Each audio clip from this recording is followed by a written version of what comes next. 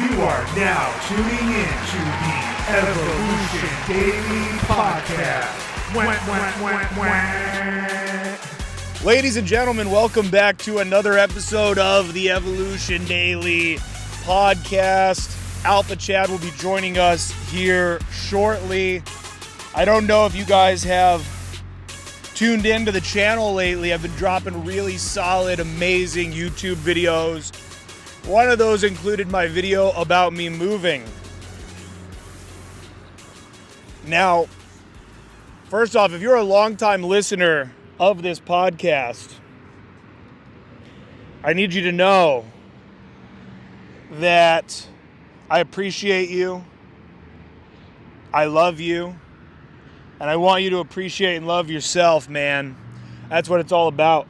In this episode of the Evolution Daily Podcast, I'm going to be talking about boundaries, how to successfully create boundaries as a man, how to successfully enforce boundaries as a man. And you might be listening to this right now and you might be thinking, well, Aaron, that seems a bit basic.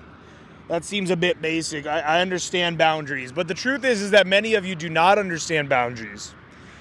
You actually don't. You think that you do. And so first off, what is a boundary? Let me go ahead and identify that. Guys, if you're listening to this on Spotify, Apple Podcasts, YouTube, give it a star. Give it a star. It's the least you can do, really. I mean, this is life-changing content. Sign up for a boot camp. We got boot camps coming up in the city that I'm moving to, which is Austin, Texas. We've got June 17th through the 19th. We've got Los Angeles, I believe the weekend of the 22nd of July 22nd. So if you're living in LA and you want to do a boot camp, I don't know, man. LA might be my favorite city in the country. It really, really might be. And I follow this guy on Twitter who, he made a post about this just the other day about how California truly is the most beautiful state. And that it's a shame that it's become what it has, because truly at the end of the day, we take land and we turn it into what humans believe that it should be.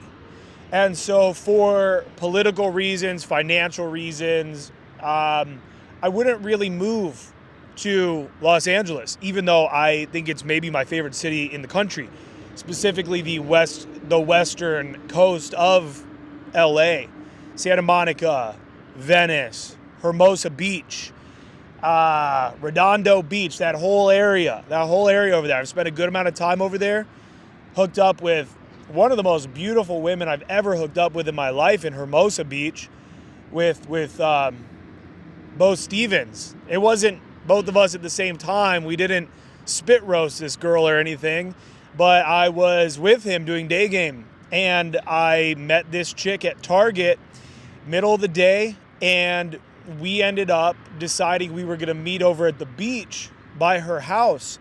And this girl is beautiful, man. Beautiful little brunette, tight body, amazing body, just a great soul. And we decided we were going to meet over at the beach by her house. And so it wasn't that far from me. So I walked, or maybe I took a scooter or something like that. And we get over there, and it's right by her house. And she says, "Hey, so I was thinking." And I go, "Yeah." She said, "Have you ever been over to the cliffs here at Palos Verdes?" And I said, "No, I've never even been to Palos Verdes or anything." She goes, "Well, it's not that far of a drive. I was thinking we could go up there and watch the sunset." And I said, "Okay, let's do it." And she takes me up there. And I don't know if you guys have ever been to the cliffs of Palos Verdes, but the serenity of Earth, the beauty of this existence is never more clear than it is on the cliffs of Palos Verdes during sunset. You are so insanely high up, and I have never been so high up near the ocean. So when you're in the plane, it's whatever. you're in a skyscraper in Miami near the ocean, I guess, kind of. But no, these cliffs are insanely high, and you see for literally as far as the human eye is capable of seeing until it all just fades out into a majestic blue land. You see all the way up to Malibu and beyond in the north, out over the open ocean, every boat for, I mean, what I believe, I assume is hundreds of miles. It's got to be hundreds of miles. I mean, I don't know really how far the eye can see, but we get up there and we are just falling in love. I mean, truly, honestly, I'm a savage. You know, I like being a savage, but I'm a romantic guy. And I see a lot of that romance being lost in pickup, in game. And I actually think it's kind of sad because I love getting new lays. I love when it's a really slutty girl who likes doing sick shit and I pulled her home from the club and she's just a fucking little demon and I never see her again. That shit's fun. I love that. But bro, I love to love. And I think that many of you have, dude, I don't even want to put this just on you, man. I've struggled to love. I've struggled to love myself over the years. And because I couldn't even love myself, there was no way I could love somebody else. And so I see a lot of guys who I just want them to love a woman. And I actually firmly believe with my whole heart and soul, I've been focused on this so much lately. My mission feels more important than ever. And I'm going to get back to the story. I'm going to give her a name that sounds similar to her actual name. So we'll call her Cassandra. I use that name often, but that actually is very close to her name. So I'll get back to Cassandra here in a minute. But, you know, I've lost some friends to suicide over the years. If I'm being completely honest, you know, nobody that was a best friend of mine. I have not had a life-devastating suicide in my life. I've had friends whose parents have passed away from suicide, unfortunately. I've had people actually, I mean, you know, just being straight up, not to get dark, but I actually had a guy who I've worked with in the past through Evolution Daily who committed suicide. And I really firmly believe, here comes Alpha Chad. What happened? We rescheduled. Okay, cool. Did he answer? No. Oh, okay, that's okay. So, go ahead and turn that on, Yeah. and then maybe just go double check on there that it's working. We're just gonna keep it rolling. Do you want me to flip that screen? No, just look at it. How's it looking? Looks good. Okay, and turn your mic on and make sure it's working. Ba ba ba ba ba. Hello. You're Hello. good? Yes. Okay, cool.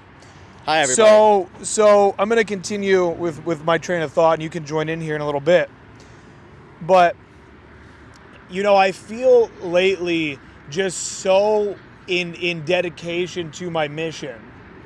And I was talking about how I've had people that I was not crazy close to, but people that have committed suicide that I was friends with, or a friend of or a parent of a friend I've had a few different times. One of the times was a great friend of mine growing up, and his dad unfortunately had a very severe mental illness near the end of his life. And I believe that was just so painful for him that it was his only way out. But then I've had, you know, this female friend of mine, her dad commit suicide, and it's very sad, very dark. And I also had mentioned right before you got here a guy who I've actually worked with in the capacity of me being his coach years ago. And, you know, I really think that there's so much emphasis on mental health. I think that we're all kind of as a nation and ideally as a planet, we're all kind of trying to break down the layers of what have always been these toxic walls, right? So the concept of toxic masculinity is not 100% inaccurate. It's really not. It's the people that have taken that word and turned it into what they wanted it to be. But this idea of toxic masculinity where men are not supposed to feel, men are not supposed to be in pain, men are supposed to always only be strong, only get the job done, and never open up to anybody. And I think that's something that's been being addressed. But what I was saying just a moment ago is that I really believe that one of the truly fastest ways and most effective, most long-term and fulfilling ways to heal your own mental health is to find love, is to be in love and to be loved. And even if at the moment you're not, knowing that you have felt that, you have experienced that, and that you can and will again. Because truly, there is really nothing better on this planet than being deeply in love with a woman that deeply is in love with you as well. And so I had a call yesterday with a guy who signed up for a boot camp, and he told me straight up, 100%, he's like, I've done the fucking thing. It's fun. I enjoy it. I am looking for my wife. I am 32 years old and I'm trying to be married by 35. I'm a wholesome guy. I want to have a family, and that's what he wants, is he wants a wife. And so I feel for me that my mission is, especially as we draw so much further apart from one another, social media was supposed to bring us together. Yeah.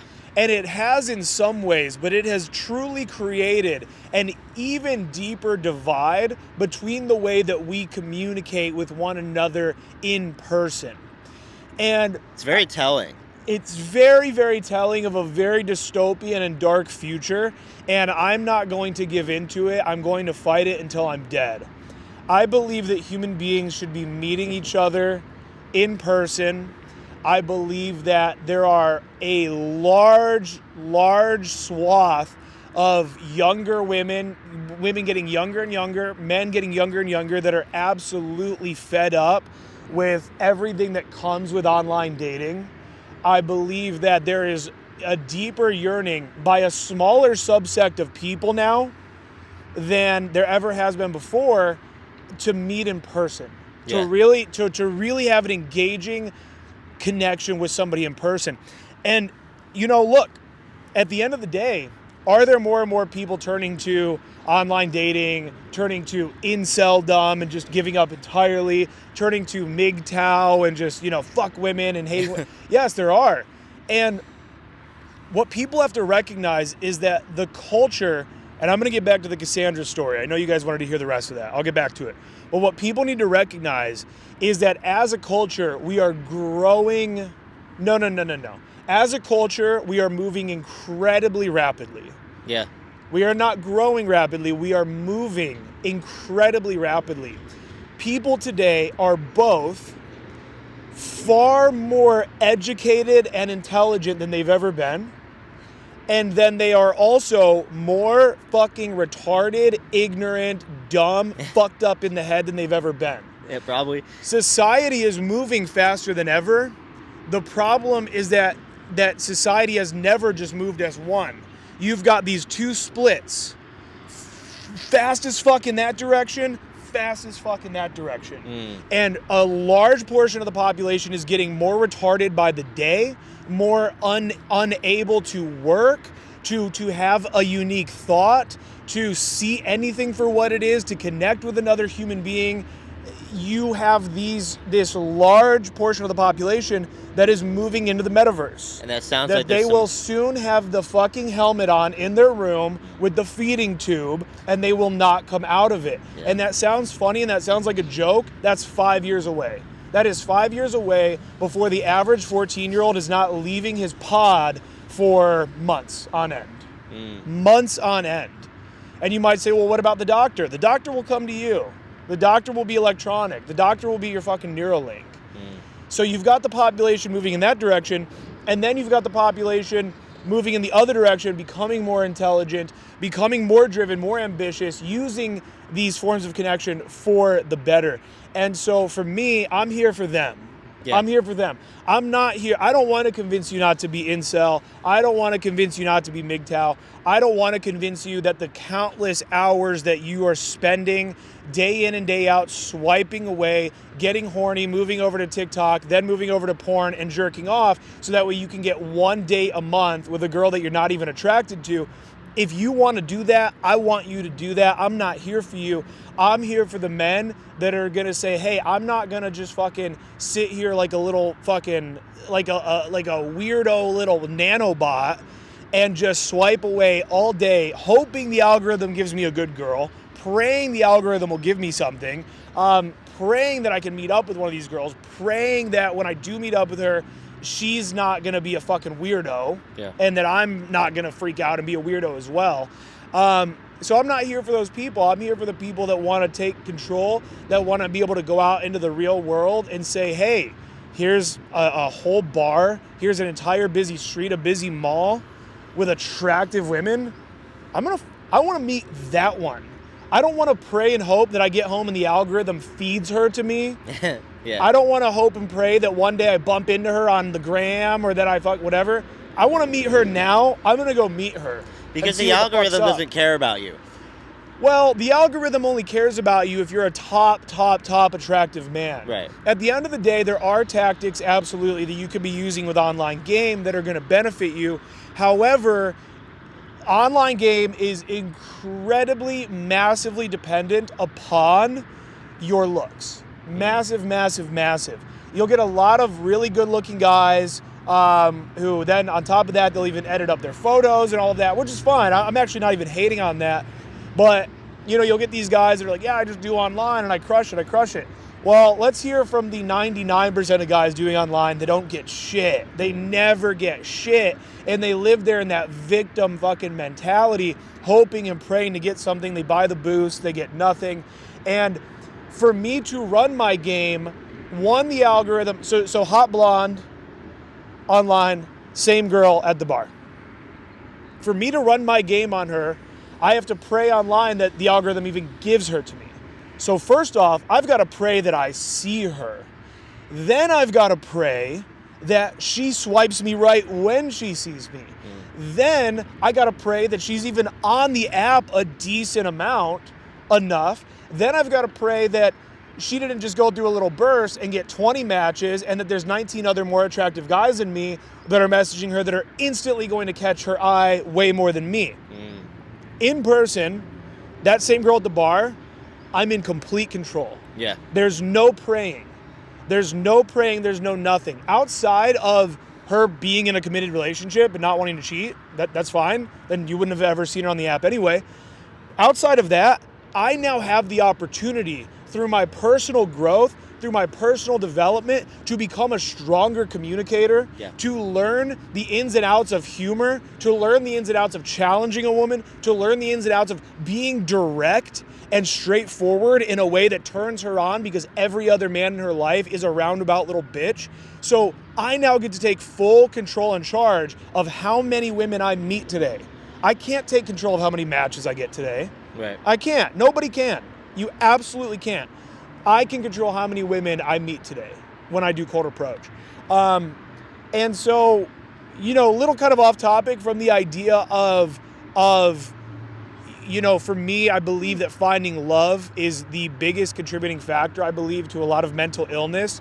I actually even think, to bring you into this for a second, I think that you're far less neurotic than you once were. Yeah. You've been working on that. Yeah. But I really believe that you're going to become an entirely different person the first time you get a girlfriend. Yeah. Yeah. In a bad way? No, in a good way. Oh, how? Oh, well, first off, you're going to simp hard. Okay. I've already told you. You keep telling me that. I've told you your destiny. Yeah, Okay. yeah. There's nothing wrong with simping. Yeah. Being a simp in a relationship is nice. Yeah. It's a good time. Yeah. I have an insight for all this, by the way. You will simp really hard for your first girlfriend. She's going to be a little weeb. She's going to be a weirdo. You're going to meet her through cold approach. It'll turn out she's into Super Smash Brothers, things like that. Yeah. But you're gonna find that feeling of connection with a woman that you've never had before, and that is going to, I believe, make you just instantly heal so much of the shit that you think you are like trying all the time to heal on your own and shit. Yeah. It's like just that feeling of connection, I believe, heals so much. Yeah. And to finish that thought and hold on to your insight, and then we're going to get back to the Cassandra story in a minute, but to finish this out, I really firmly believe that there's a tiny majority of men listening to this that are going to live the James Bond pimp lifestyle into their later years. There's a very small amount. There are so many guys that in their 20s, in their 30s, maybe even into their early 40s, they were like, I'm single forever, motherfucker, yeah. They get married, they have kids, they settle down. Dan Bilzerian will get married and have children, 100%. Joe Rogan has done it. This happens. It happens. And I really firmly believe that the fucking vast majority of your mental health will be determined by your ability to get a wife that you are actually really attracted to have turned down many women that wanted to be with you, but they weren't perfect. And so you thought to yourself, well, I know I can get decent whenever I want. And then when you find perfect, you'll know, and that'll be your fucking wife. That'll be the mother of your kids. That'll be who you're on the cruise with. That'll be who you're at the fucking PTA meetings with when the fucking eighth wave of COVID comes and they're making your kids wear fucking masks again. This is the woman that will be there when you're going through a financial strait because your business got shut down. This will be who's there with you at your fucking deathbed.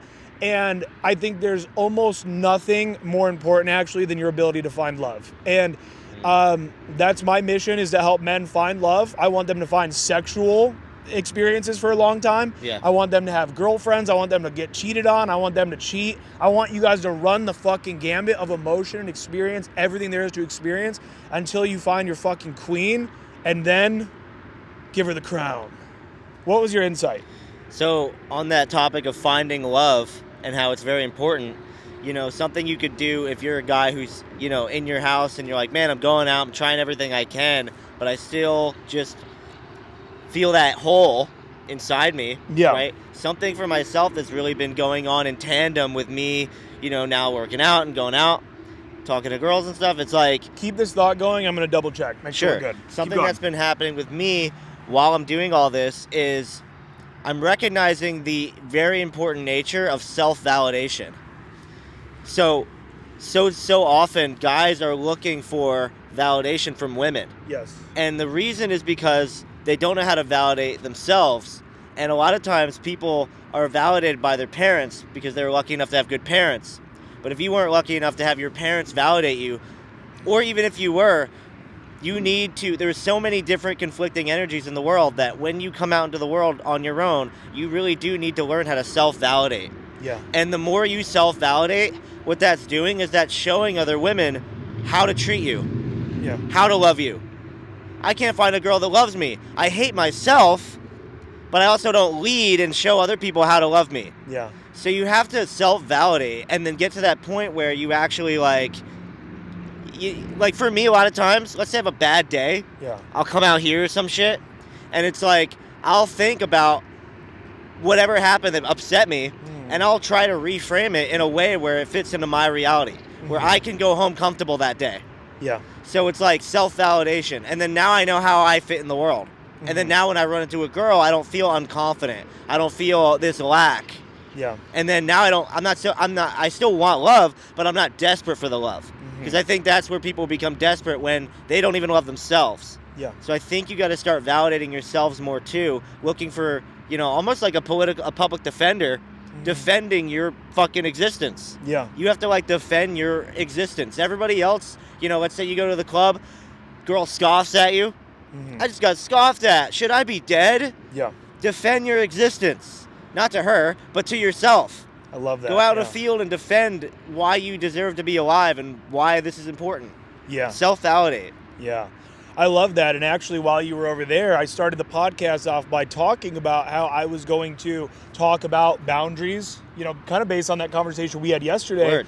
And I really got into that topic of love because I was talking about how when you do go through this life hating yourself, when there is no self-love there whatsoever, you're incapable of loving another woman, and being able to get to even just the most minor level of loving this woman, i.e., again, you've never even met her, but just seeing she's attractive, I give her the benefit of the doubt. She's probably not some OnlyFans little hoe. I'm going to really just try to go in, love her, love myself. That creates a whole new energy. And as stupid as this is going to sound, every person's like unique.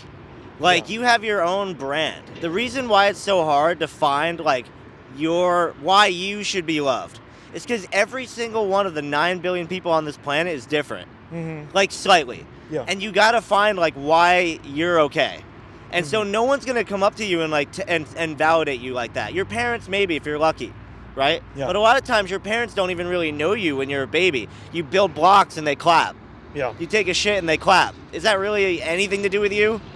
You got to really like ask yourself like what you're meant to be, how you fit in, and validate yourself in your own ways. It requires self-awareness. And also too, I think that, so even that question of, where do I fit in? Who am I supposed to be? Who am I meant to be? All of that.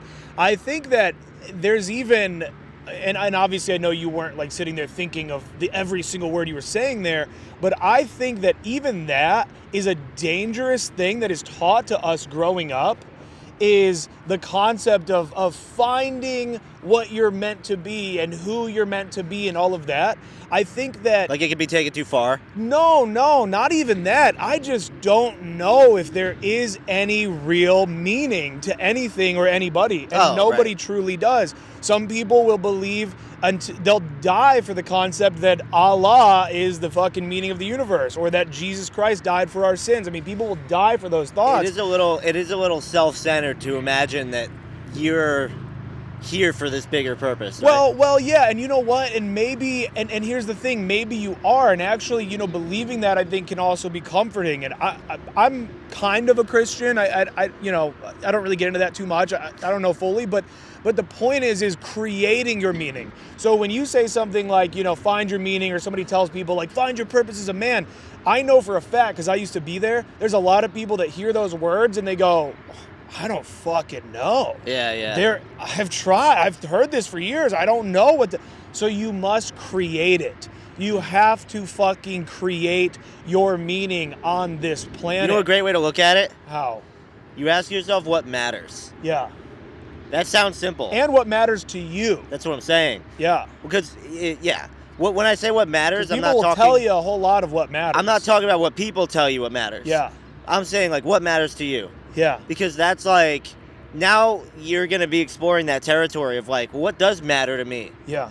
You got to ask yourself what matters. And guess what? Again, like on the same thread here of not listening to other people, everyone will tell you, dude, I know my fucking people so well at this point. I have coached so fucking much. I've done so many hours of coaching calls. I know you guys so fucking well to this point. And people will tell you what is supposed to matter, and you will try to make that matter. Yep. So helping others, leaving a legacy, leaving an impact on this earth around you, all of that. And you guys are sitting there right now, and maybe you're trying to make that matter to you, but it just doesn't. It just doesn't matter. Everything that everyone tells you is supposed to matter doesn't fucking matter. And you feel bad that you're so selfish that to you, deep down, all that really matters to you is that you make good money, you have good sex, and that you enjoy your life on a daily basis. And I'm here to tell you that that's okay. That's totally okay if that's all that fucking matters to you. If you can just be honest with yourself, fuck everybody else's opinion, and say, all I care about is making money and having fun. I want to fuck girls. I want some kids one day. I don't care about a bigger purpose. I don't care about the future of the planet. I don't care about making an impact. I really just care about me and my creature comforts, and that's more than okay. And decide that that's what matters for you, and then go all in on those facets of what matters to you. I think when we talk about purpose too, it's almost like subtly implied that it needs to be big. Yeah. Whereas, like, maybe you just want to open a fucking flower shop. Yeah. And have a girlfriend. Or fuck that. That's a great example. I love that example. But dude, maybe literally you just love sports. I love shitting on sports. I think it's funny to shit on sports. But bro, I know people where their entire life is the Cleveland Browns. And I'm not going to sit here and judge them. Yeah. Dude, I know people where that is their fucking purpose. Wow. And what do they want to do? They have a job that they maybe don't love, but they don't hate it. It's an okay job. And dude, they want to, their fucking purpose on this planet is they want to go to that job, get through the day, have some beers with their girlfriend or a friend or by themselves at the end of the night, watch Sports Center, and then go to the Browns on Sunday. Yeah. And that is totally fine. I'm not going to judge anybody's purpose. What I'm going to judge is, are you complaining about your life? If you're going to that job, you go to the Browns and you drink with your buddies, but you love your life, you're fucking winning. You are winning way more than the self-development coach who brings in $1 million a year and has a fucking Bugatti and a whatever the fuck, and he's miserable and complains all the time and sees the evil in women and the evil in the world around him. You're literally doing better than him in life. So again, back to that thread of it's okay to just admit that you don't have some grand fucking vision for the world. Yeah. Maybe you will one day. Maybe as you age, many people actually end up having a grander vision for their impact in the world around them when they have children, because they start to think, wow, this is my son, he's gonna have a son. And then this is crazy. What's gonna be here in 100 years? Maybe I do wanna make an impact. So that might come, but if it's not there right now, don't fucking force it. Yeah. Yeah, people, I had something a second ago. People have like just an idea in their head of like what their purpose needs to be. It needs to be bigger than it is. Yeah, and it's been taught to you. It's been taught to you. You've heard it from all your favorite people. You've heard it from everybody, and so you get in this headspace where that's what I'm supposed to do. But the purpose I'm supposed to be this. The purpose is what just matters to you. It's just what matters to you. You got to ask yourself. And living a happy life. I think that there's a lot that's required to living a happy life. Happiness requires work. Nobody is willing to understand that, to accept that happiness requires deep work. Aaron, going to the gym all the time and being extremely disciplined and sweaty doesn't make me happy. I actually hate it. Well, it's going to make you really happy when you decide to go on that vacation and you're not tired as fuck all day. When you've got the energy to walk around Rome, when you've got the energy to fucking go on this little tour all day long, and then you've got enough energy to approach this girl that you just met. And so happiness also requires discipline and hard work, and people are not willing to put that in. So they will be living that life of the decent job, the getting drunk in the Browns games, and they'll just complain all day. And I just don't have time for complainers anymore, man. I really don't. I've been around so many complainers. Yeah. That, like, I used to be a janitor for 9 years. Yeah. They don't hate their job. They don't hate that they're complaining. Yeah. They love it. They love complaining. Complaining is their part of their life. Yeah. And, like, if you were to try to shove them out of that, maybe you could with enough pressure and, like, work and effort, elbow grease. Maybe you could transform their life and then they'd see some other direction. Mm-hmm. But, like, they love it. One of the better movies made in the last couple of years is a movie called Don't Look Up. I recommend you watch it. Sure. And basically they think that I'm not going to spoil anything, they think that there's a giant meteor that's about to hit Earth. And this man and this woman, who they're not romantically involved, they're co-hosts on a TV show, they're sitting at this bar drinking and they think they're going to die. And he goes, well, and they're drinking, and he goes, well, we could fuck, we could break some shit. What do you want to do? And she's like, I just want to drink and talk shit about people. That was all she wanted to do in her final moments. Wow. Was drink and talk shit about people. And what people don't understand is that the janitors that were complaining all the time, the people that complain all the time, the people that are deeply involved in drama all the time, I'm sure in that complaining there was drama.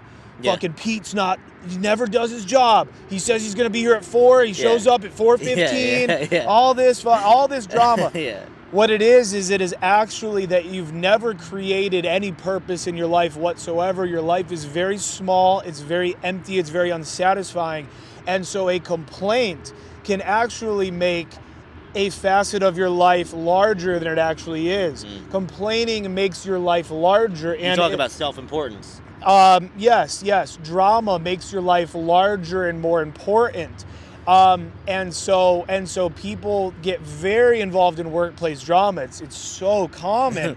We have a lot of drama here at Evolution Daily. I think a lot of the employees talk a lot of shit about me. We're gonna have a board meeting here soon to decide, how to move forward. But no, so drama and complaining, it actually is giving you that meaning in your life that you're lacking. Something you told me? Yeah. You told me this a while ago, but you were like, if I thought I was going to die, like if I had 24 hours to live, I'd probably just like get Chinese food and like watch TV or some shit. You said something like that. Or maybe invite a girl over or some shit. Yeah.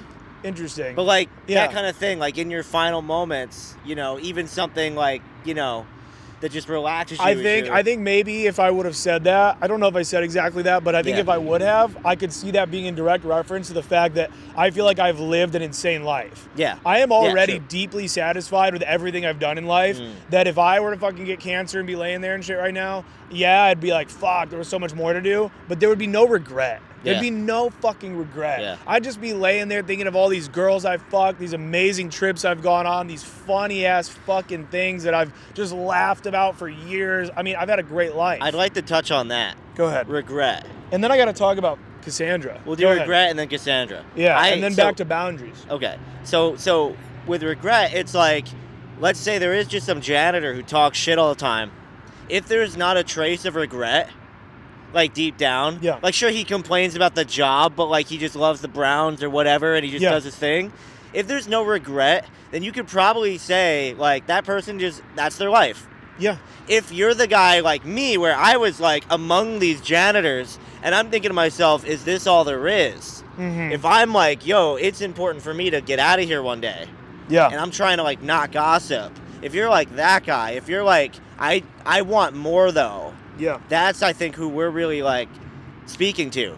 Yeah, absolutely. And so that's the thing, too, is it's that, luckily you got out of that situation. You were in it for a long time. You got out of that situation. But many people will be in that same situation that you were in. Is there more, I don't really like being around these people. I know this is bad for me, but they will not even have that boundary in their life and they will stay in it forever. For fucking ever. What is that quote? The mass of men lead lives of silent desperation.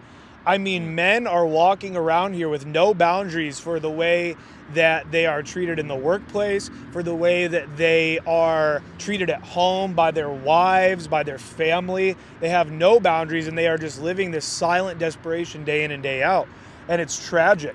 So this is a really great opportunity to finish, first of all, the thread of I was talking just a bit about how I love being a savage. I love the same night polls with the little fucking sluts, and she's letting me film me coming on her fucking face. Dude, if my phone was ever like leaked to the public, which that will be my dying moment, I will leak all of every video, every fucking, What's that thing, the fappening? Yeah. Like they do like a fappening just for you? Dude, AaronAlexanderTheFappening.com is going to be lit. It'd be like a million videos. The day I die, I'm putting people's grandmas on fucking blast, bro. Holy I'm going to be like, this was your fucking Auntie Christina.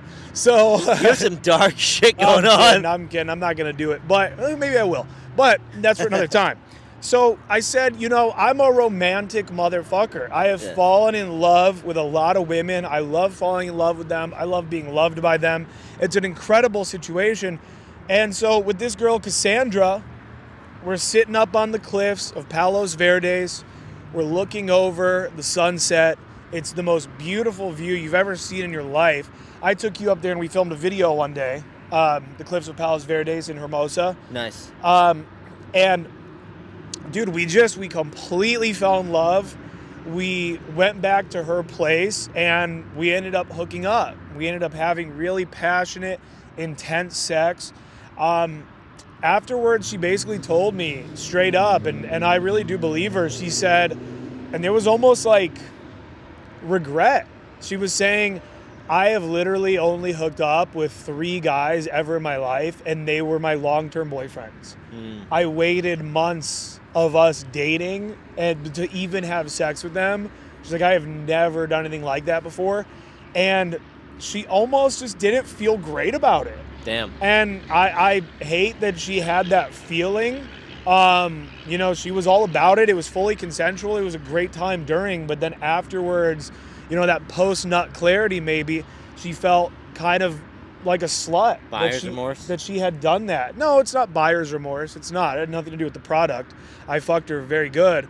But it was that once the emotion, that buying temperature had gone down at the very end, that's when then she's like, oh my God, I shouldn't have done that. That was so crazy. I was so in the heat of the moment.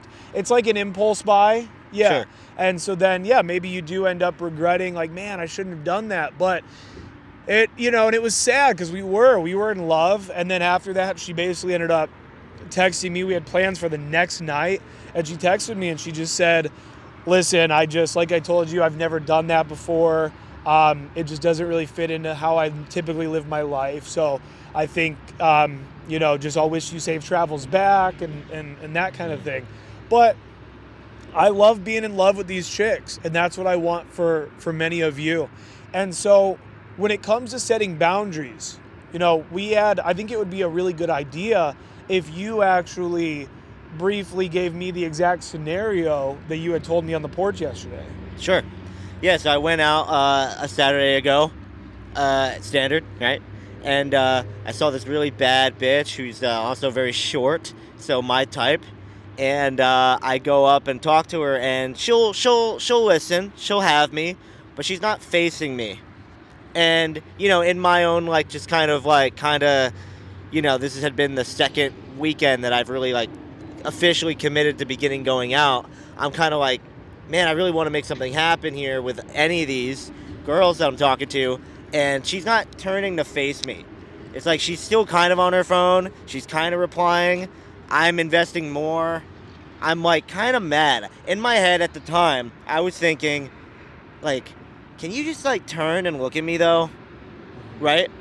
And in that moment was a boundary for me, but if I had said anything, as we talked about, it probably would have came out butthurt. Mm-hmm. And you told me some really great stuff on the porch yesterday about if you're going to set a boundary, the last thing you want to do with setting a boundary with girls is being butthurt. Yeah. And we're definitely going to get into that in a second. But what I want to point out as well, and of course, what you're doing right now is you're giving a voice to that part of you that was in a lower vibration. Sure. You know that. You're not saying that's the way it should be. You're saying in that moment, I had this thought. Right. You recognize that it's not the right thought, these sorts of things. So what I want to point out there is that many men feel the exact same way you felt, and they feel it in their day game approaches and their night game approaches on dates, these sorts of things. And men live in this fucking fantasy world where they think that women owe us anything. Right. Absolutely nothing is owed to you. And this is why at the higher levels of game, so the lower levels of game, you are going out and you're finding yes girls.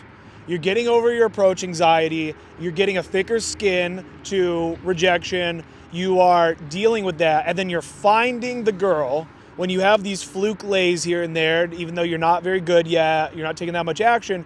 When you find these girls that just all of a sudden are really down to talk and they're all about it, and then it turns out they just got out of a breakup and they're in their fucking phase and they're down to come home with you and you're like, wow.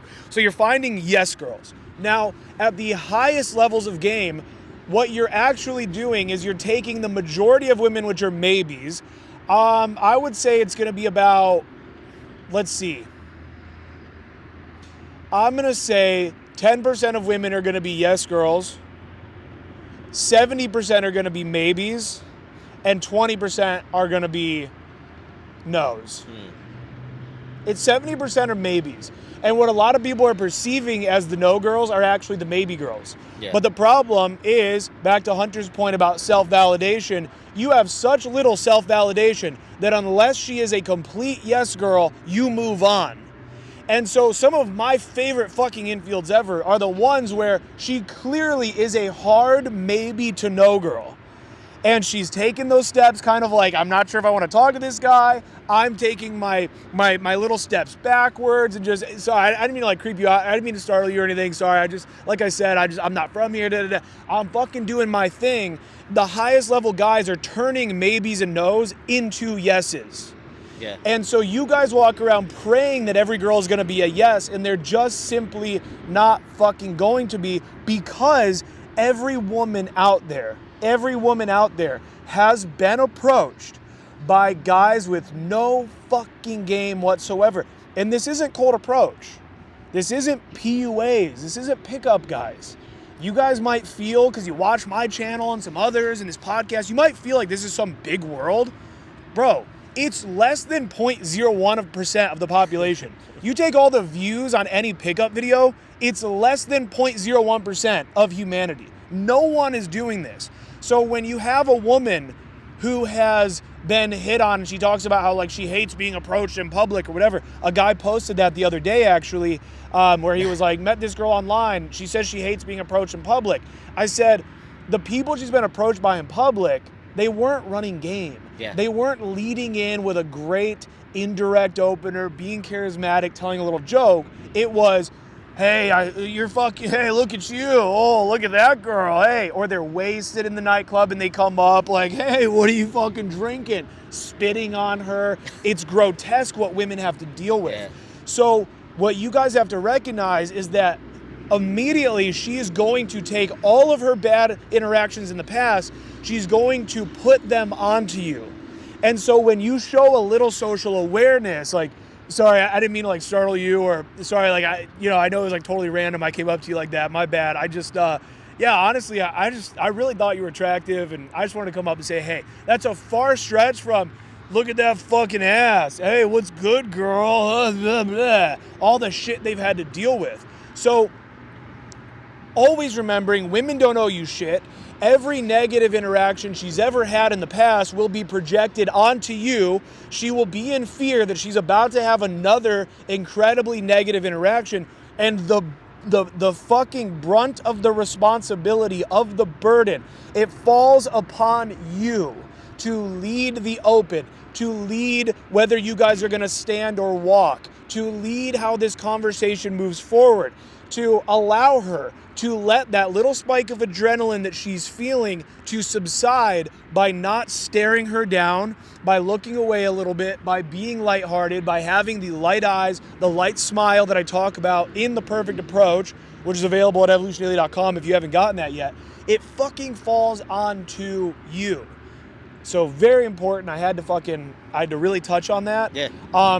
And so what I said to you on the porch yesterday, and this is incredibly important, congratulations if you guys made it this far, is you have to set boundaries with women without any ego being involved and without any sign of emotional hurt. Like butt hurt. No butt hurt, no emotional hurt, no emotional damage. You cannot let a girl show that you have been affected and that you are now reacting to the way that she's negatively affected you. When you do that, I don't give a fuck what world you want to live in. We live in this fucking world, and she is going to view you as a butthurt little bitch. She is going to think to herself, wow, we didn't even barely know each other, and he's acting this way? This is crazy. When you guys fucking freak out on girls over text messages because they flaked on the second date, when they do this shit and you guys freak out on women, and I know you all fucking do it, you must set boundaries without any ego or emotional effectiveness being demonstrated. I loved what you told me I should have done to that chick. Yeah. Which was, she's distracted, she's not looking at me, and you make it fun. Hey, look at me. Hey, what's up? Hey, are you deaf? Are you deaf or are you dumb? What's up? What are you doing? That's funny. That's funny. Sorry, do you just think I'm like really ugly or something? You want to know what, though? What? So many guys, they hear that, though. Yeah. And then they still do the butthurt version of that. Oh, yeah. Are you dumb? Yeah. You know? Right. And a lot of guys won't really understand why that is actually a really high-level game. It's because you're making fun of them. You're talking shit to them about it from a fun, smiling place. Are you... Okay, so like the difference between, hey, are you dumb? Are you deaf or are you dumb? Versus like you open, you try talking to her, she turned away. Hey, you deaf or you dumb? Yeah. What's going on One's here? fun and one's not. Funny, you're picking on them. Guys don't talk to them that way, so they're immediately like, whoa, who the fuck is this? Instead of every other simp that I kind of ignore and give shit to that just walks away. Yeah. And so this will happen as well. I have a mentorship student who we talked a lot about setting boundaries, but one of the big ones is, you know, he essentially had opened up to me and said, man, I understand this concept, but I'm afraid because when I've set boundaries in the past, they've all walked away. The boundary does kind of what it's supposed to, but not what I want it to do. And so we were able to go over a conversation he had with a woman who had flaked him for a date. And this particular student, it actually was his birthday.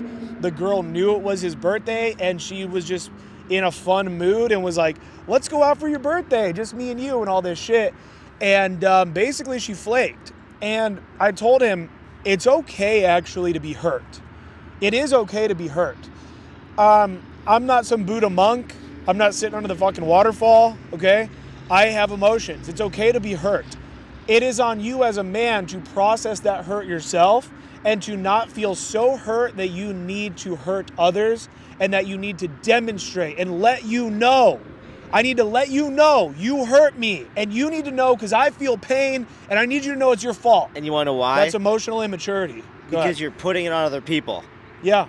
Like, you're supposed to be coming to the world and giving value. Yeah. Giving value, right? Giving value, but then instead of going and processing that and then coming back out when you're ready, you put it on other people. Yeah, yep. And you feel the need to put it on other people. Other people need to know. Yeah. It's like on Facebook, for example. I cannot believe some of the posts I see people make. It is mind-boggling to me. Like, dude, I will see a fucking 5-paragraph thread telling a whole story about a bad waiter or waitress or something. The world needs to fucking know that I got fucked today because I can't process. I can't reframe. I can't fucking understand and empathize and see, yeah, this person pissed me off. It's okay to get pissed, but that need to fucking share is emotional immaturity. I've seen guys, unfortunately on Facebook too, lay out their whole life story. Yeah. I'm just going through a bad time right now. Like everything a therapist needs to hear or a best friend needs to hear. Yeah. Just on Facebook. Yeah. No like person specifically or like anything. Just need the world to know my pain. It's saying, and what it is doing is it is a survival mechanism, and it's saying, please come to my aid. I am hurt. I need sympathy. I need empathy. I want it. I want people to feel bad for me. Again, I need to share this pain. That'd be a better post than what they're saying. Yeah. Like the authentic, like, I need help. I'm going to be straight up. I feel so fucked up right now. I need somebody to talk to. Could somebody reach out? That would be better. Yeah. And you'll be surprised. People will reach out. Yep. I've never posted anything like that. I never will. Never would. But, you know, again, I quote it on goddamn near every video, every podcast, but Tony Robbins, your success in this life will be dependent upon your resourcefulness. And I think about that quote every single day of my life. I say, how can I be resourceful? How can I solve this problem? That's one of your big qualities that keeps me not from either firing or killing you is your resourcefulness. Thank you, man. I know if I send you out to do something, it's getting done. Thank you. You might come back and you might say, I had to go to this other, I had to drive fucking 40 miles to get to this one. I called that store. I did this thing.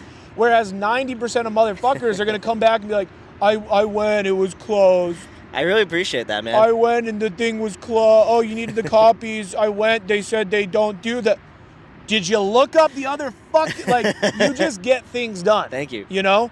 And people don't. People are not resourceful. People are pussy bitches. Yeah. People reach out to me to work for me for fucking free all the time. I'll come to wherever I work, remote, whatever. And I look at your profile. I see the way we talk to each other. I'm like, you're weak. You're fucking weak, man. Like, you just get shit done. Thank you. And so back to being resourceful, bro, your mental health, you got to be resourceful as well. Yeah. Like, you really do. Yeah. I can't believe people that are not watching. I love shitting on the Teal Swan shit. We've gone on that thread. I think it's gay as fuck. But it's very powerful at certain times in your life. My friends just roasted me yesterday all day for Teal Swan. Yeah.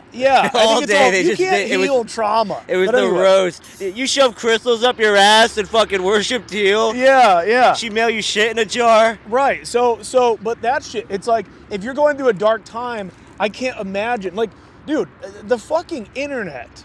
I don't have any unsolvable problems in my life because I use YouTube. Yesterday, I Google, look up 90% of everything. a fucking U-Haul truck. I see how much it is. I type in on YouTube, cheapest way to move across the country. I find some amazing hacks that are going to save me hundreds and hundreds of dollars. I fucking get my new MacBook. I don't know. I want to look up, exactly how to preserve the battery as long as possible. And I look that up. And now I know. And now I keep my I just fucking look shit up. So, there's BetterHelp out there. There's coaches. BetterHelp.com, I'm saying, like the actual website. There's fucking therapists in your area. There's suicide hotline. There's all this shit. And you need to be able to be resourceful. So many of you are suffering with severe depression, not even knowing that you could just be taking high doses of magnesium and B1, aka thiamine, and fucking not be depressed. You could just not be depressed. Another mentorship student. I love this guy. He's not going to mind me telling this story. We're on our second call, and he's just talking about all the ins and outs of game, and I'm coaching him, and I'm just kind of realizing there's no emphasis on fucking. We're not even talking about fucking. We're not talking about anything sexual, anything. I finally say to him, I go, but like, why do you want to get better at game? I just think it's going to make me a better version of myself. It's going to really help me with like my anxiety. And I know this translates into all areas, but why? And I keep poking. I'm like, are you going to say it? But why? Why? Let's find your why. Sex didn't come up. I said to him finally, I said, are you horny? Like, are you a horny guy? He's like, I mean, I think. I'm like, how often do you jerk it if you're not fucking? He's not like a no-fap guy. He's like, once a week. I go, so you're jerking it once a week. And I go, when you're out there, are you like salivating at the mouth of these hot girls? Are you getting a boner? All this? He's like, no. I go, dude, your greater why here is going to suffer massively because you're not even sexually interested in these women. I had him get his testosterone checked. Wow. I said straight up, 100%, you need to go get your testosterone checked. Being faithful and monogamous, doing that mental yoga to be faithful and monogamous is great. All of that, but you should be a horny man. It's basically a marker for your health and vitality as a man. When you're not horny, there's a lot of things that could be going wrong, but either way, there's something wrong. That's a great point. It's a marker for your vitality and health Yes, as a man. it is. Yes, it That's is. crazy. Whether you act on it or not, you can be a no-fap guy. You can be just focused on your business. That's okay. I don't care.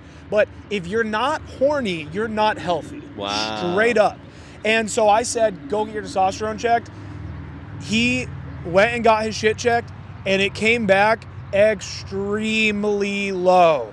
And he texted me that. He's like, it's as low as can possibly be. Wow. I had him send me over his labs, and we went over his labs. We went over his, the way I think he should move forward, the way his doctor's saying he should move forward. I told him, don't listen to the doctor, listen to me. And which does sound funny, but actually, like, in this case, I really meant it. Yeah. A lot of doctors don't know shit unless they're a specialist in this field. And so now he's getting that taken care of. He's getting his testosterone raised. He's going a natural route first before. I had him go a very natural route first before getting on TRT. I always recommend, for him, for example, his vitamin D levels are also in the tank. Low vitamin D will cause low test. Low test will not cause low vitamin D. Therefore, he needs to get his vitamin D levels to a very high range before even considering test. He might get his vitamin D levels, which we got him on a protocol, to combine magnesium with high dose vitamin D every day with being out in the sun shirtless. And taking magnesium helps the absorption of vitamin D. So I've got him on 2,000 milligrams of magnesium glycinate a day as well. They work they work symbiotically to help each other with the absorption there. So there's a lot there, but it's so fucking important. Yeah, I was gonna ask because you've gotten so many people on it now, right? Like a lot. Yeah. That like, or at least just aware of tests. Aware, yeah. That, you know, I was gonna ask, like, was there anybody where you saw like a huge difference in their behavior? I've had people randomly hit me up a year and a half in and say, dude, thank you so much. Like that one video you did years ago on TRT made me go get checked. I just thought like, wow, everything you said that was wrong with you, I felt all those things. I went and got checked. I had no test at all. And guys, you know, when I was in the closet. I was a closet testosterone user. You didn't tell me. I didn't even tell you. I fucking was ashamed that the hormone that literally defines how manly you are, that I was low. Oh, yeah. I was super insecure about it. And I didn't tell anybody about it until I realized the more research I did, the more I really came to terms, this isn't my fault. Yeah. It's not my fault. This has no bearing on who I am in my fucking soul. And the more I can actually share this with people, the more lives I can actually change. So I let go of my own bullshit and I decided to share with the fucking world. And I'm so glad that I did, because yes, I will have people hit me up year and a half later. Dude, I got on test because of you, and I can't even believe. You know, I'm telling this kid right now, I'm like, his test levels were under 100 nanograms per deciliter, which is some of the lowest I've ever seen. And he even said, he's like, it's as low as fucking can be. And I'm like, your mind will be different. The way you view the world, your thoughts, your decision making, your food choices, your whole fucking life will change when you have higher levels of testosterone. And just to be clear to everybody, I absolutely advocate getting the proper labs done and going the natural route first. Again, the vitamin D one is huge. There's this guy out there who shells out this natural test boosting supplement, and it's literally just shit you can get on Amazon. It's ridiculous. And he's got this little cult kind of around it, and he fucking shared his labs one day, and he's like, this is my testosterone before I got on this fucking supplement that I sell. Here's my labs later. What does nobody point out that people don't understand? Nobody points out his vitamin D levels were in the fucking tank. Yeah. And then he sells this supplement with all this other shit, and it's like expensive, and it's like, this is how I rate. No, motherfucker. All you had to do was take significant vitamin D supplementation, which takes a while to boost your vitamin D, take magnesium glycinate with it, go fucking sun max in the fucking sun with your shirt off a couple hours a day, and that was what raised your fucking test. Wow. But people don't know this shit. You guys, this is what I mean. How did I learn all this? Did I go to fucking med school? Fuck no. What do? I read articles, studies, vlogs, watch videos from doctors. I don't have to go to med school. I listen to the people that did.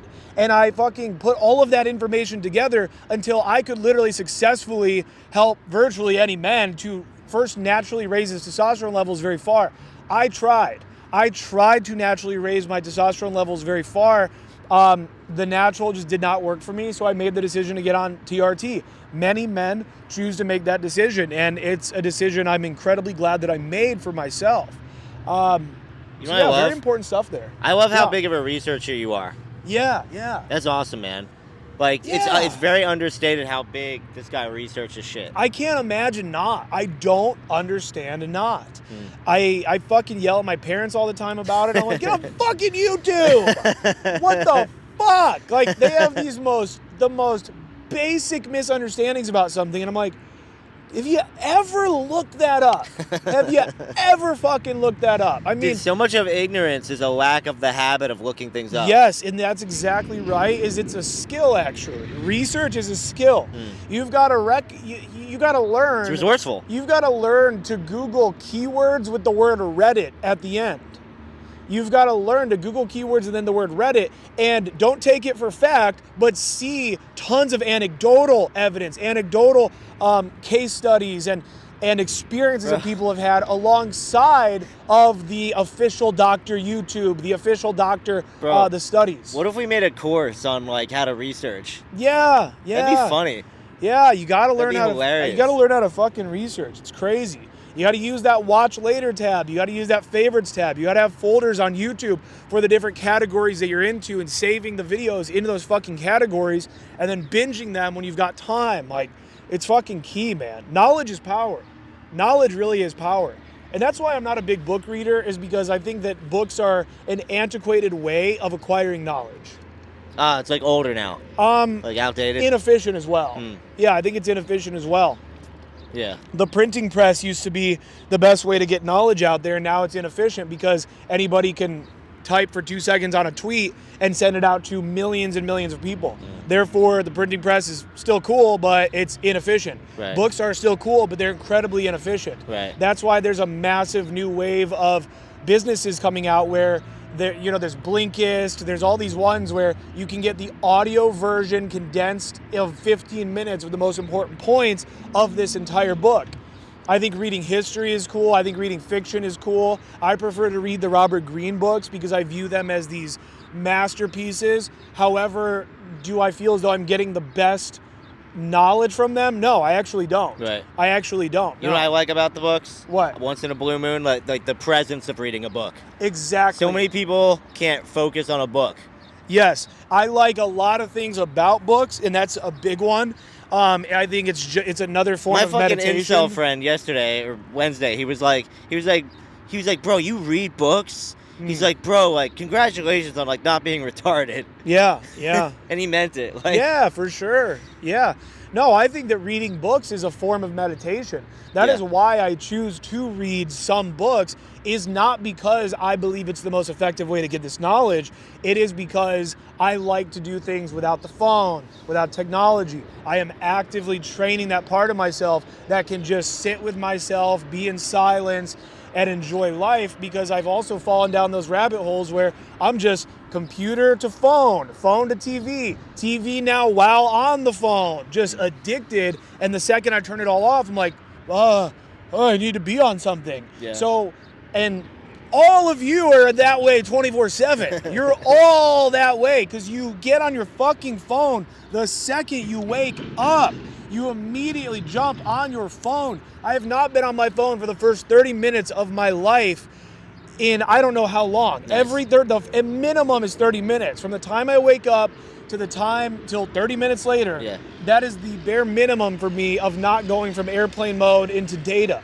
I can't do it. It's so fucking I've been doing it too now. Detrimental. And guys, there's science here. This isn't just another like, be your best self. There is science behind why you cannot put your problem-solving brainwaves back directly into the information intake brainwaves that are just a step above your sleeping brainwaves. I'm so tired all the fucking... You know what's funny to me is when... Dude, like... You know what's funny to me? Yeah. This is what's crazy to me, man. I'm going to start a new channel soon. Okay. I'm 100% going to do it with all these other things. I can't put them all on the Evolution Daily channel. It'll tank our algorithm. People subscribe for dating. They're not going to want to see my beef liver. They're not going to want to see all my supplementations. So, but I literally made it my life's mission to have high energy, low anxiety, and sleep like a god. And the low anxiety, I'm still not mastered yet. Sure. I am just on edge. And I'm also okay with that. It's kind of you though, right? Like you run shit. Yeah, and I used to feel like I tried to fix that. I tried to be more relaxed. People around me, I'd almost like envy it or whatever. I don't care. No, I love who I am. I love being a little on edge. I'm always working towards being a little less, and I've made great fucking strides. But dude, I literally, from the moment I wake up every day until the time I go to bed, I have so much energy. I am so fucking efficient and productive. I've taken massive supplementation, taken massive lifestyle habits, certain diets, certain forms of exercising. I mean, I have dedicated my life to becoming incredibly energetic with low anxiety and sleeping like a god. Those to me are the three, like fucking, that's the holy trinity right there. Sleep like a god, low anxiety, crazy high energy. And this is coming from somebody who I used to wake up feeling like an old man. My knees hurt. My feet hurt. I was depressed. I fucking random chest pain and just like falling apart at age 22. And now I hate sleeping. I hate it. I hate that I have to go to bed at night. I'm laying there at fucking 2 a.m. thinking about the future, thinking of all the things I want to do, thinking about my mission. I don't want to sleep.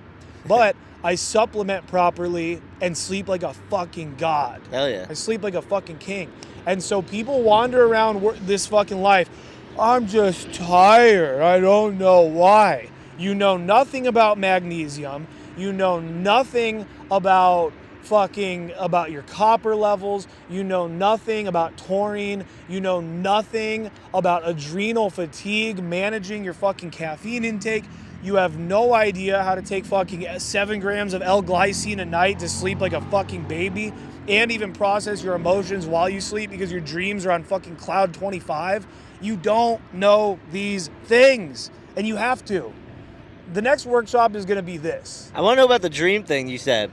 Yes. So L-glycine is one of the most powerful sleep supplements you can take. I take 7 grams of it at night, take 7 little scoops of it along with the rest of my supplement stack. And it gives you, there's a term for it, it's called glycine dreams. You will have the craziest dreams you've ever had in your whole life. I think you did give me a scoop of that one night, and I think I did have like some crazy dreams. Maybe. Yeah, I might have. Yeah, it's absolutely insane. And there's a part of me that almost feels as though maybe the more alive you are in your dreams, the better that sleep was. And they do say that your deepest levels of sleep are where you're dreaming the most. Wow. And so I think that when you're able to recollect a whole night of crazy dreams, that you probably were in a deeper level of sleep throughout the night. I'm not entirely sure on that science. But I mean, yeah, man, I'm taking 400 mgs of L-theanine. I'm taking 3 mgs of fucking melatonin. I'm taking the 500 mgs of magnesium right before bed, 7 grams of fucking L-glycine, 50 milligrams of apigenin. I have a fucking stack. And that's the stack right there. B1, I'm taking B1. However, that's a whole another fucking thing. I just learned about how difficult it is for your body to process naturally occurring B1. And so I've now just ordered these 2 synthetic versions of B1 that your body actually absorbs to the like fucking 30 times as much as the random one you'll get off of Amazon. So don't jump on the B1 just yet. Some of them cross the blood-brain barrier, some don't. That's a whole nother thing. Everyone's deficient in B1. You're deficient. You're deficient in magnesium. Everyone is. We used to get all of this naturally. People say, "Oh, you got to take all those supplements? Oh, you got to take all the..." Everybody used to not be deficient because the game we ate was natural. It was eating natural agriculture. We evolved for, roughly a couple 100,000 years as humans, and then humanoid long before that, with a naturally occurring, naturally spaced out mineral profile in all of the agriculture and all of the animals. Yeah. So we never were deficient. Now we are, because there's 7 billion fucking people. They have figured out ways to keep bugs off of their crops so they can make more money. They have found ways to genetically modify the crops so that way the roots don't have to grow so deeply, so they can grow faster, they can make more money.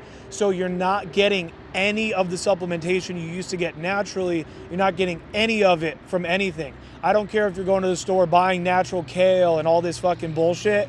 No, you have to be supplementing as a high level man. I promise you, Tony Robbins, Tim Ferriss, Bezos, Elon Musk, I don't care who they are, they're taking massive amounts of supplementation. Fucking Bezos is on HGH, he's on tests, he's on fucking everything. He's the second richest man in the world now.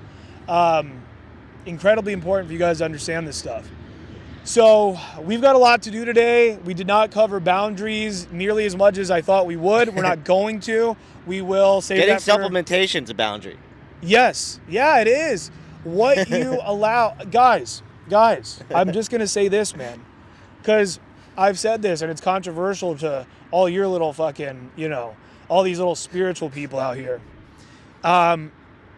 Your biggest struggle in life is that you're fucking lazy. Now, why are you lazy? Why? It's not mental all the time. It's not all mental. I know what it feels like to be dead fucking tired all the time. I remember coming home from my pizza delivery job, watching Gary Vee, and you get home from work at 6 p.m. motherfucker, and then you work from 8 p.m. till 2 a.m. You fucking water the plants, take care of your kids, you bitch, and then I know what it's like to just not actually even possess that energy. I know what that's like. So the number one reason you're not approaching laziness, it's not approach anxiety, it's not fucking whatever, it's laziness. Why are you so lazy? Maybe because you're tired all the fucking time. Straight up. So really look deeply into all of this. I'm right. Nobody else's opinion is valid in any way.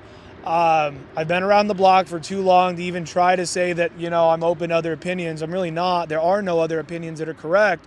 So take my word on all of this. Do deep research on, again, supplementation to reduce anxiety, supplementation to increase energy, supplementation to increase focus, supplementation to increase sleep.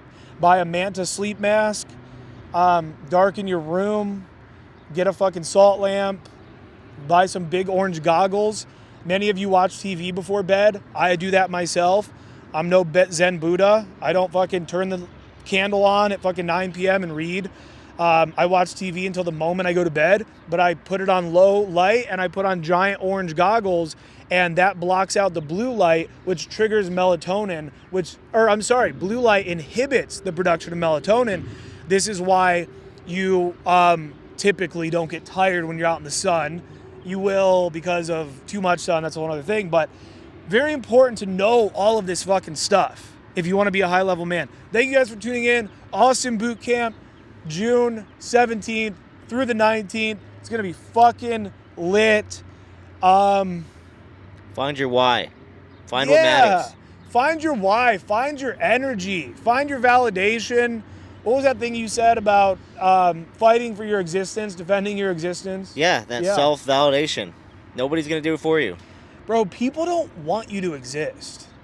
I felt that way. Bro, if you're making any waves, there's people, you take on the role in your friend group often, and I think probably in any group that you're in, you take on the role of trying to help people and pushing things onto them that they need, which is good. I do that as well. But dude, there's been times where they wish that you would have just gone away.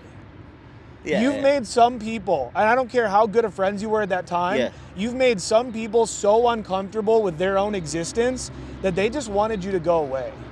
People just want you to go away. There's people at your work that maybe you had gotten into this stuff with that they just wanted you to quit. Oh, yeah. They would have been it would have been the best day if Hunter just got fired. Oh, yeah. People don't want you to exist. So I love that you said those words of defending your fucking existence on this planet. Defending it to yourself, defending it to others, mostly yourself, really. So powerful stuff. Join the boot camp. We've got LA coming up at the end of July, the weekend of the 22nd. God, I can't wait to get out there. I'm going to fuck my Italian girl again. Hopefully she's actually going to come visit me in Austin. But if not, I'm going to fuck her in LA. I can't wait. It's some of the best sex I ever had. I did not wear a condom. Thank you guys very much for tuning in. See you guys in the next episode. Peace.